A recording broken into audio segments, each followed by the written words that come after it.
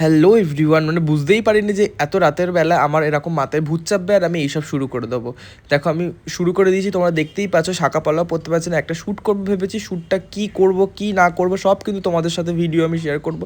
আর শাঁকা পালা পরতে গিয়ে কিন্তু আমার দম বেদম হয়ে গিয়েছিলো, কারণ আমি বাইরে বেরোতে পারছিলাম না, আমার এত ভয় লাগছিলো, মানে গেটের বাইরেই বেরোতে পারছিলাম না। এমন একটা শ্যুটিং করছিলাম, একটা শ্যুট, তো তার জন্য মানে এত চাপে আছি, সেই জন্য কিছু করতে পারিনি।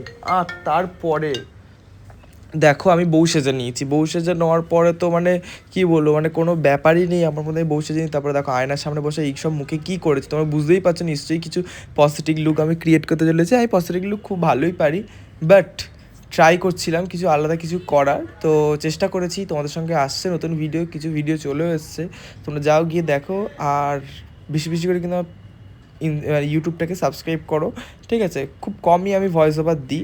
আর দেখো একদিকে মেকআপ করেছিলাম, একদিকে পজিটিভ করেছিলাম, এটা কিন্তু একটু আলাদা টাইপের লুক হতে চলেছে। তোমরা যারা যারা এখনও পর্যন্ত দেখোনি, আমার প্রোফাইলে যাও, গিয়ে দেখে আসো।